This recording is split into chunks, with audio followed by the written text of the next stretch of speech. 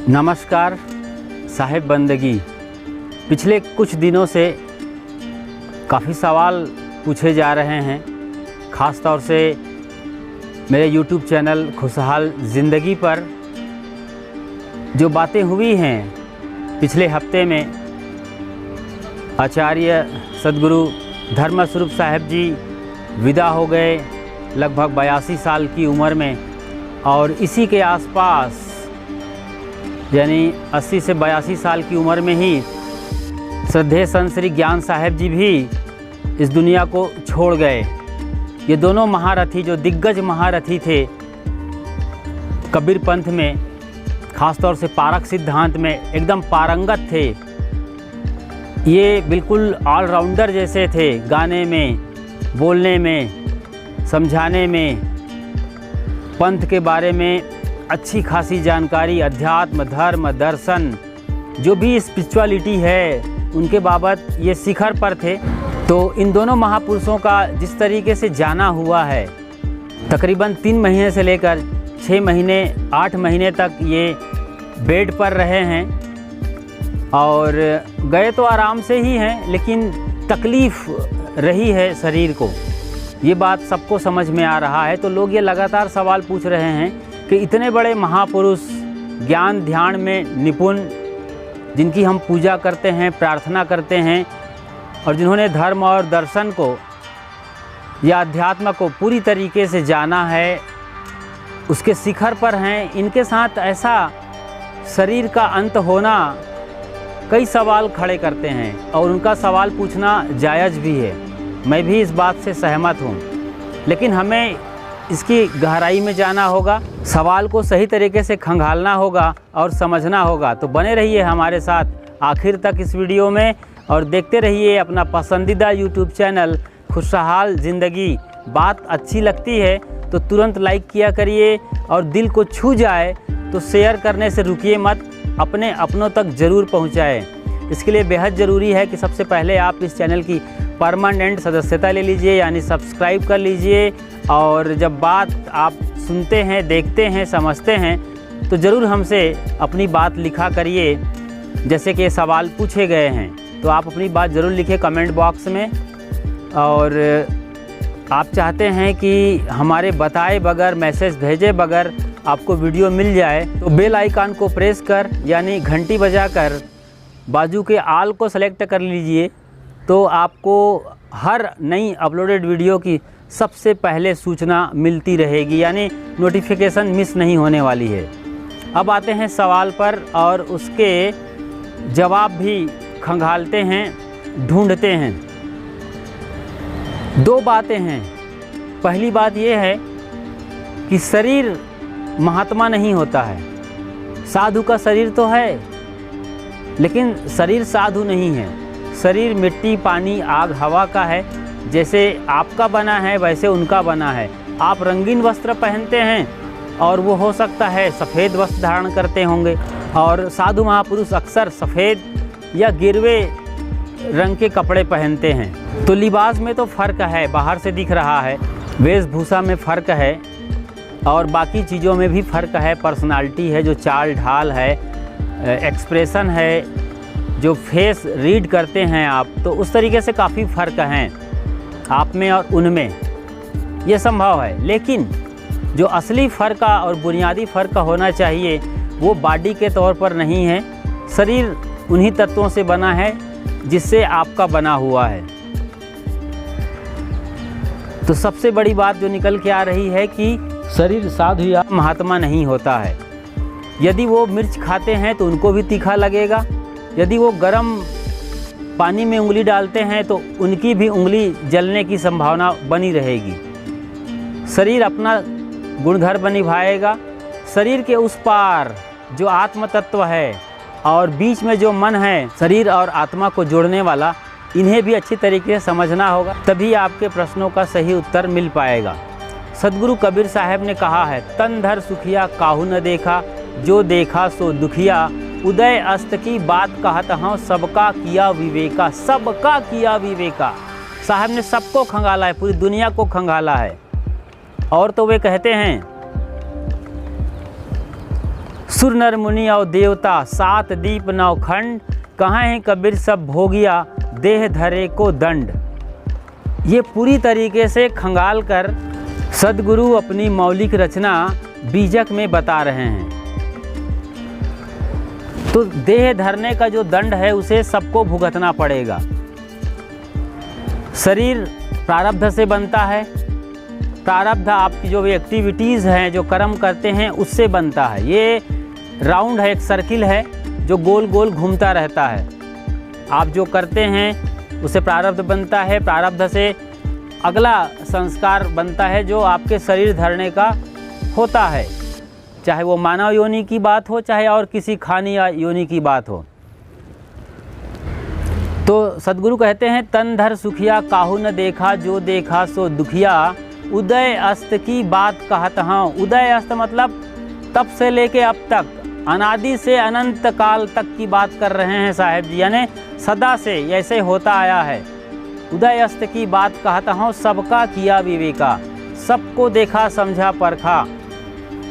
जो शरीर के अंदर चेतना है बात उसकी करते हैं, लेकिन जो शरीर है साहेब उसकी बात करते हैं जो अलग अलग रंग रूप और ढांचे के होते हैं। यानी सुर नर मुनि और देवता, 7 दीप 9 खंड, कहाँ है कबीर सब भोगिया, देह धरे को दंड। सुर नर मुनि और देवता, जो बड़े बड़े नाम हो सकते हैं धर्म जगत में, अध्यात्म जगत में। सूर मतलब पराक्रमी, सुर नर, नर मतलब आप सब, सुर नर मुनि और देवता, देवता मतलब देने वाले या जो जिन्हें भगवान कहा जाता है। सुर नर मुनि और देवता, 7 दीप 9 खंड। 7 दीप की बात करते हैं साहब, 600 बरस पहले भी वो 7 दीप की बात कर रहे हैं जो हम आज करते हैं। जी हाँ, 7 महाद्वीप हैं। अमेरिका एक महाद्वीप है जिसमें कई देश शामिल हैं, ऐसे ही ऑस्ट्रेलिया है, ऐसे ही एशिया महाद्वीप है जिसमें हम हैं। तो इस तरीके से 7 दीप 9 खंड ब्रह्मांड है। ये पूरा जो संसार है पृथ्वी के स्तर पर, ये 9 खंडों में बटा हुआ है। साहब कितनी वैज्ञानिक बात करते हैं और प्रामाणिक बात करते हैं, ये भी समझने वाली बात है। जब यहाँ तक आप अच्छी तरीके से समझ जाते हैं तो फिर आगे की बात समझ में आराम से आएगी। कहाँ है कबीर सब भोगिया, देह धरे को दंड। देह धरना ही दंड है, और देह धरने के बाद जो कुछ हो इसके साथ वो तो दंड है ही है। समझ रहे हैं आप?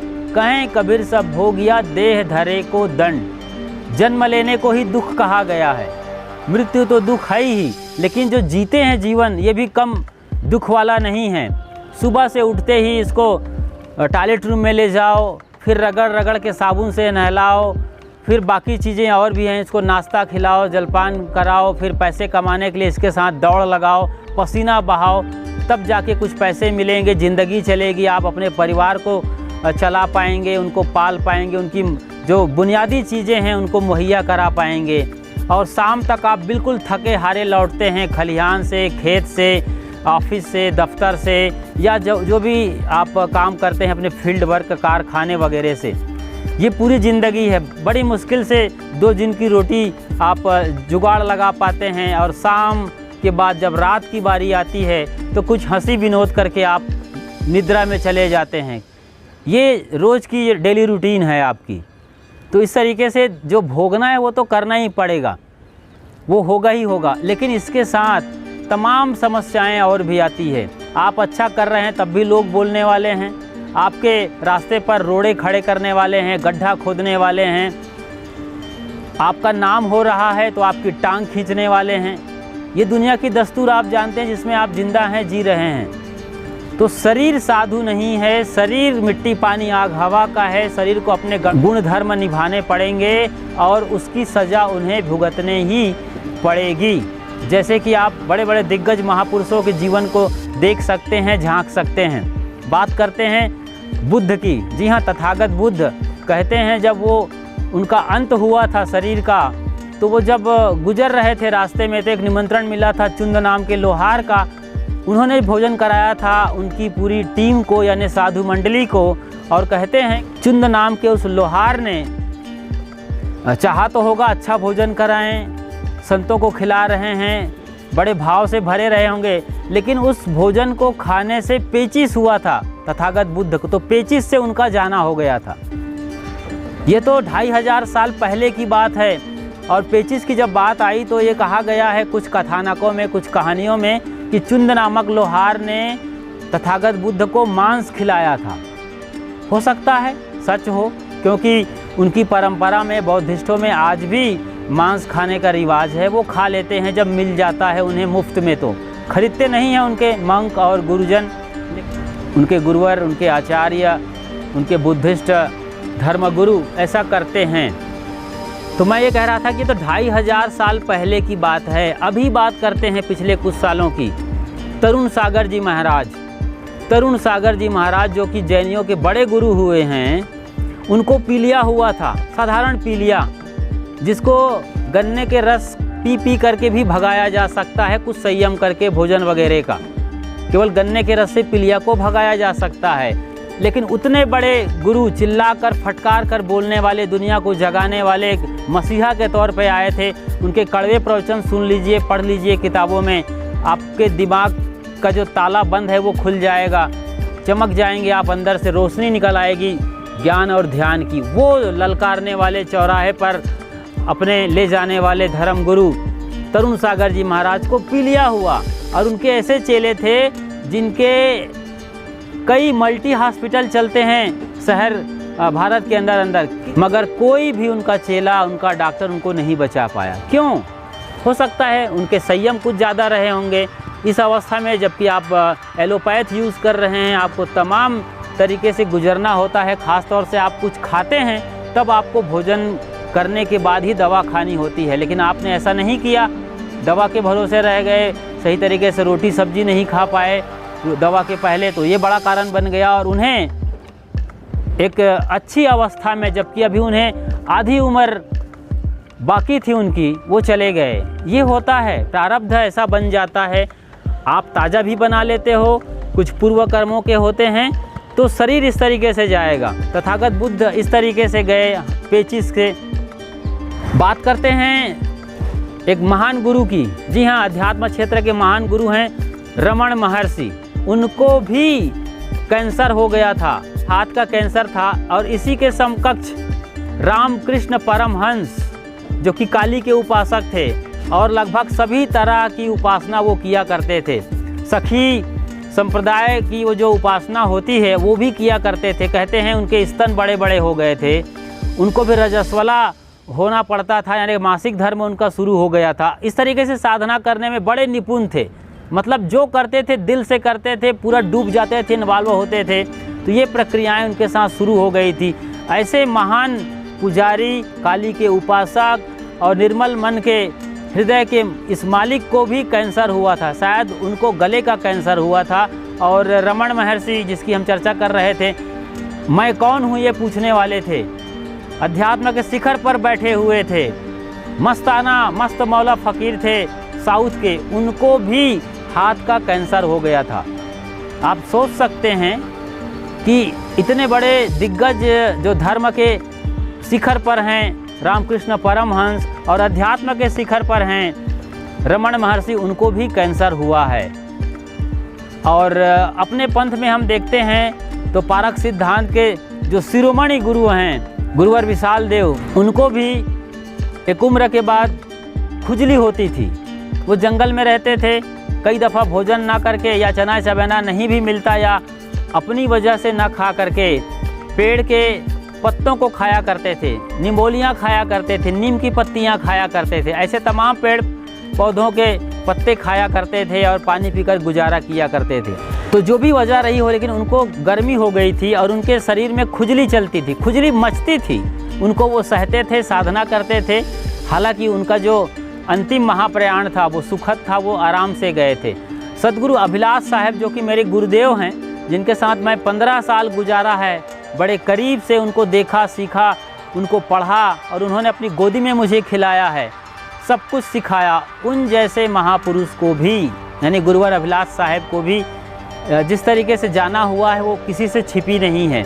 सुबह उठे, तकरीबन 3 बजे के आसपास उठे होंगे।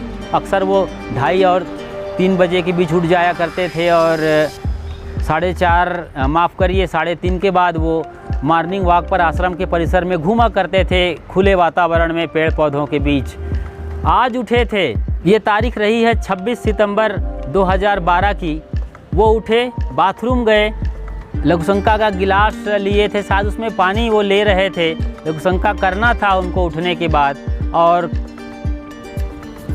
जो हुआ वो बाद में पता चला जब आश्रम में घंटी लगी और उसके बाद गुरुदेव जी नज़र नहीं आ रहे हैं। सब लोग उठ करके अपनी दैनिक क्रिया में लग गए हैं। बंदगी का वक्त होने को आ रहा है, सरब गुरुदेव जी दिख नहीं रहे हैं। उनके चेलों ने ढूंढा जो उनके खास नज़दीक थे, जैसे कि राम साहेब, तो पूरे आश्रम में खबर फैल गई गुरुदेव जी दिख नहीं रहे हैं। लेकिन जब सारी तलाशी हो गई, लोगों ने सोचा बाथरूम बंद है, हो सकता है यहीं साहेब गिर गए होंगे, और हुआ भी यही था। दूसरे कमरे से जहाँ एक जगह थी बाथरूम में झांकने की, वहाँ से देखा गया तो गुरुदेव जी बाथरूम में एक बच्चे की तरीके से एक करवट में, शायद राइट करवट में, दाईं करवट में वो पड़े हुए थे और उनका शरीर छूट चुका था। हालांकि डॉक्टरों को दिखाया गया, डॉक्टर ने बताया कि अब गुरुदेव जी नहीं हैं, और इस तरीके से गुरुदेव जी को जाना हुआ था बाथरूम में। उतने बड़े मसीहा जिन्होंने बीजक पर इतना काम किया, पूरा प्रचार प्रसार किया है, सद्गुरु कबीर को घर घर पहुंचाया है, बिल्कुल सरलता से, निर्मल हृदय के मालिक थे। कोई उनके भीतर किसी तरीके का कोई तकलीफ़ दुखाव नहीं था, लेकिन ऐसा जाना पड़ा। तो सद्गुरु संतों के जाने से जिस अंदाज में भी जाएं, कोई फ़र्क नहीं पड़ता है, क्योंकि ये शरीर की बात है, ज़मीन की बात है। दिया मिट्टी का होता है, दिए की खूबसूरती पर जाएं तो आप समझ नहीं पाएंगे। उसकी बाती के ऊपर जो लौ है उस पर नज़र होनी चाहिए। वो उन्होंने जो कमाया है, वो जो उन्होंने पाया है, जो अपने को जाना है, अध्यात्म के शिखर पर बैठे हैं, इसे आप समझेंगे तभी समझ पाएंगे कि दिए में नहीं अटकना है, मिट्टी पानी में ढेला में नहीं अटकना है, वरना आप गलत ट्रैक पर चले जाएंगे और रोना रोएंगे। ठीक है, आप ज़मीन पर हैं, आप नहीं समझते हैं और सोचते हैं कि हमारे बड़े बड़े महापुरुष इस तरीके से विदा हो रहे हैं, इतनी दुख और तकलीफ़ उनको हो रही है, तो हमारा क्या होगा। आपका सवाल पूछना जायज़ है, लेकिन सच्चाई ये है कि शरीर साधु नहीं होता है, शरीर महात्मा नहीं होता है। शरीर का गुणधर्म अपना निभाएगा, आत्मा अपना गुणधर्म निभाएगा, और उनकी मुक्ति संभव है और मुक्त होते हैं। तमाम महापुरुषों को हम देख सकते। और इधर चीन में बात करें तो लाओ त्से, कन्फ्यूशियस और च्वांगसे जैसे धर्मगुरु हुए हैं। इधर बात करें पश्चिम तरफ मिडिल ईस्ट की, यूनान की बड़े धुरंधर धर्मगुरु हुए हैं, सुकरात, अरस्तु और प्लेटो। हमारे यहाँ बात करते हैं बुद्ध, महावीर और कबीर।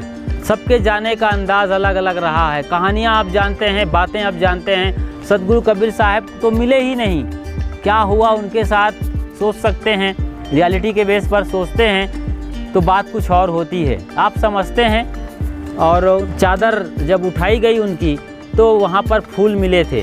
तो ये सब कहानियाँ बताती हैं कि उनके जाने के ढंग पर हम ना जाएं। शरीर को तो मिट्टी में मिलना ही है, तो मिलने के ढंग कोई बड़ी चीज़ नहीं होती है। वो जिए थे, उनके जीवन को पढ़ें, उनके दर्शन को पढ़ें जो वो बोल गए हैं, लिख गए हैं, तो कुछ हम कल्याण की दिशा में आगे बढ़ सकते हैं। तो अफसोस नहीं करना है, चिंता नहीं करना है, आप बढ़िया तरीके से नेचुरल लाइफ जीते रहिए, और जो भी नेचर दे रही है उसको खाते रहिए। ज़्यादा से ज़्यादा आप दवाइयों से बचिए, पेस्टिसाइड से बचिए, जितना संभव हो सके एक्सरसाइज करिए, आउटवर्क करिए, घूमिए, टहलिए, सबसे दिल से मिलकर हंसते मुस्कुराते मिलते रहिए, नाचते रहिए, गाते रहिए। थोड़ी सी ज़िंदगी है 2-4 दिन की, इसको शिकायतों में, शिकवा में जाया मत करिए। और बेहतर यही होगा कि पशु परिंदों से भी सीखिए, धरती, आसमान, चांद, सितारों से सीखिए, चरय वेती, और नेचुरल लाइफ, नेचुरल खाना भोजन करते रहिए, आप बढ़िया रहेंगे। कोई टेंशन मत लीजिए, नो माइंड जोन में जीते रहिए। जो होता है अच्छा होता है। कुछ सेकंड्स, कुछ घंटे, कुछ दिन अच्छे नहीं लगते हैं, कुछ गलत हो जाता है, बुरा हो जाता है, हमारे लोग चले जाते हैं, लेकिन फिर भी कुछ सेकंड बाद, कुछ घंटे बाद, कुछ दिन बाद सब नॉर्मल हो जाता है। और ऐसे ही जीते रहेंगे आप। जियो कुछ इस तरीके से, जिंदा रहे दिल साथ तू ना हो दुनिया को आए याद तू। जी हाँ, यही आपके साथ जाने वाले हैं, यही आप हैं। तो आध्यात्मिक शिखर में आप भी पहुँचें। इन्हीं शुभकामनाओं के साथ आप विदा लेते हैं। उम्मीद करते हैं मेरी बातों को आप अच्छी तरीके से समझे होंगे और आपका जो वो डाउट था, शंका था, उसका पूरा समाधान हो गया होगा। साहेब बंदगी साहेब।